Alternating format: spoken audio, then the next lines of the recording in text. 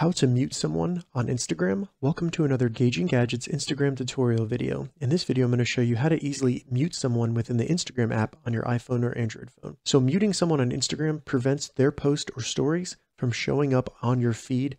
So you won't see their stories in the top and you won't see their post on your feed on Instagram. So to mute someone on Instagram, the easiest way to do this is to navigate to their profile on Instagram. Then when you get to their profile, select following, and then you just want to select mute.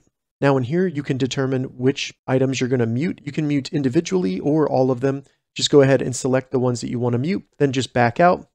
You'll still be able to see their profile, but those items will no longer show up in your Instagram feed. All right, so that's how you mute someone on Instagram. If you have any questions about this, leave a comment below. I'll get back to you as soon as I can.